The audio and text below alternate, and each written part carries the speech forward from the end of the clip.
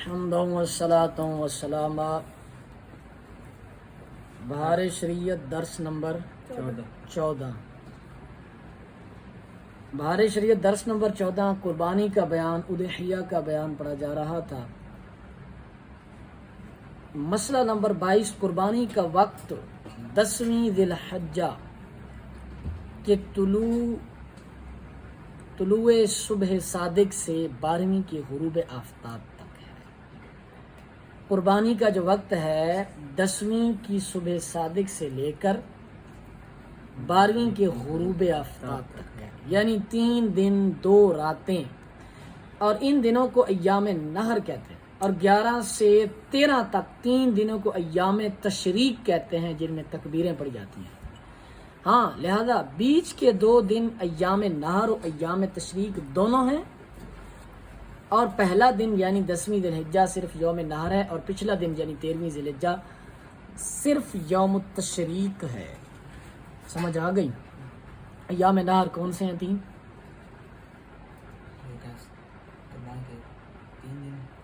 कौन से 3 दिन? अय्याम नहर कौन से हैं?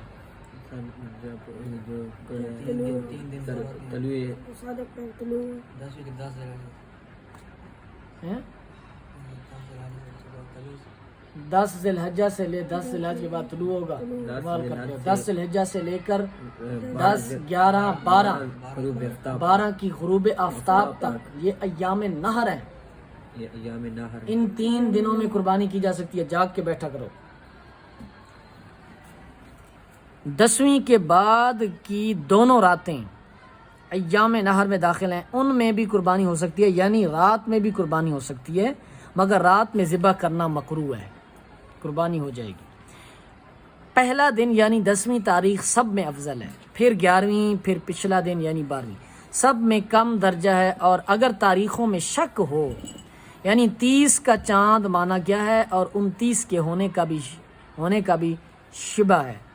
मसलन गुमान है, गुमान था कि 29 का चाँद होगा, मगर अबर वगैरह की वजह से ना दिखा, या शहादतें गुजरी मगर किसी वजह से कबूल ना हुई। ऐसी हालत में 10वीं के मुतालिक ये शिबा है कि शायद आज 11वीं हो।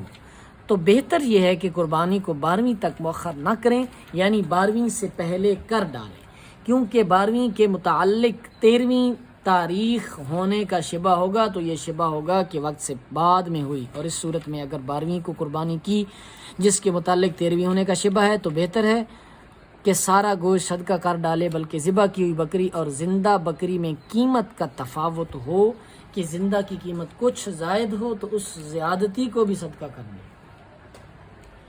यानी कह रहे हैं कि अगर शिबा है रमज़ान, यानी कि यकम ज़िलहज्जा का शिबा है, शक था कि पता नहीं यकम ज़िलहज्जा है या जो है उससे पिछला महीना चल रहा है, अबर आलूद था मतला, ठीक है, तो इस सूरत में 13वीं तक कुर्बानी, 12वीं तक कुर्बानी न लेके जाएं, बल्कि 10वीं या 11वीं में कर दें। अय्याम नहर में कुर्बानी करना उतनी कीमत के सदका करने से अफजल है, क्योंकि कुर्बानी वाजिब है या सुन्नत, और सदका करना ततव्वुअ महज है, लिहाजा कुर्बानी अफजल हुई। और वजूब की सूरत में बग़ैर कुर्बानी किए अहदा बरआ नहीं हो सकता। और जब वाजिब है तो वाजिब की सूरत में कुर्बानी किए बग़ैर उसकी छुट्टी नहीं हो सकती। और अगर सदका नाफिला की नीयत से कर रहा है तो फिर भी दीगर सदके देने से कुर्बानी करना, खून बहाना, ये अफजल और औला है।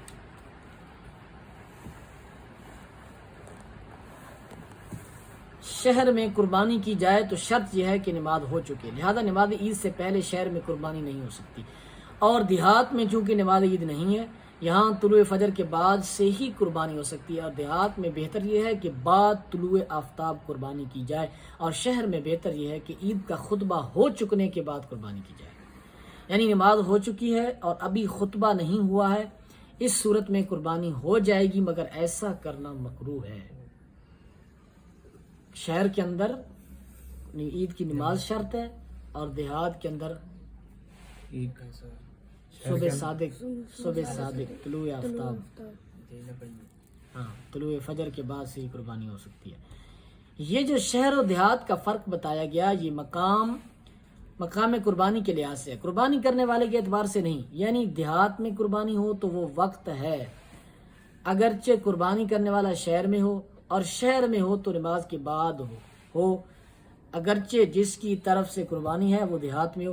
لہذا شہری آدمی اگر یہ چاہتا ہے کہ صبح ہی نماز سے پہلے قربانی ہو جائے تو جانور دیہات میں بھیجے، یعنی کہ جو بندہ قربانی کر رہا ہے اس کا لحاظ نہیں ہے، وہ چاہے دنیا کے کسی گوشے میں بیٹھا ہے، جو قربانی کی جا رہی ہے اس کا لحاظ کیا، جانور کا لحاظ ہے کہ جانور کہاں ہے۔ اگر جانور دیہات میں ہے تو پھر طلوع فجر کے بعد قربانی ہو سکتی ہے، اگر جانور شہر میں ہے تو پھر عید کی نماز سے پہلے قربانی نہیں ہو سکتی۔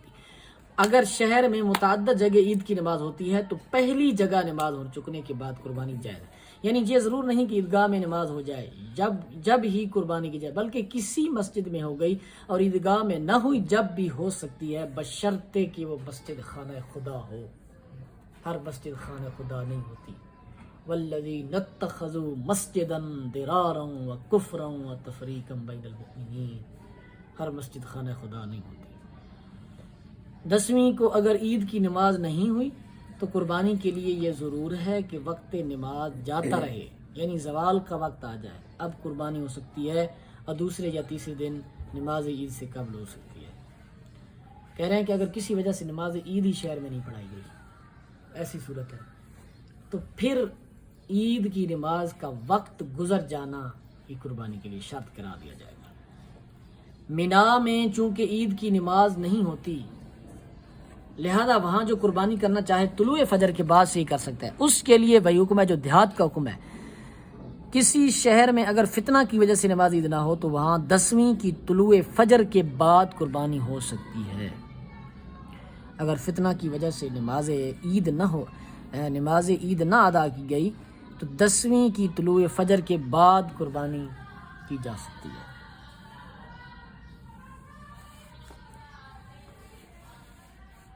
پیچھے جو مسئلہ گزرا ہے نا، 10ویں کو اگر عید کی نماز نہیں ہوئی تو قربانی کے لیے یہ ضرور ہے کہ وقت نماز جاتا رہے، یعنی زوال کا وقت آ جائے، اب قربانی ہو سکتی ہے۔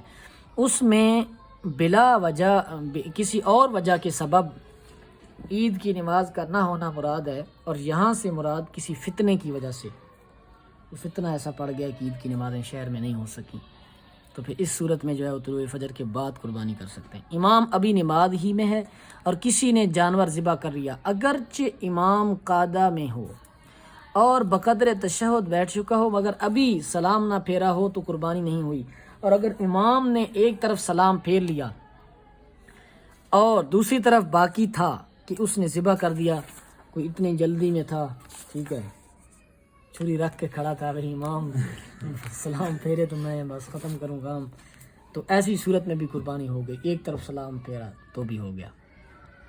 اور بہتر یہ ہے کہ خطبہ سے جب امام فارغ ہو جائے اس وقت قربانی کی جائے۔ ھذا ھو المرام واللہ تعالی علم بحقیقت الکلام۔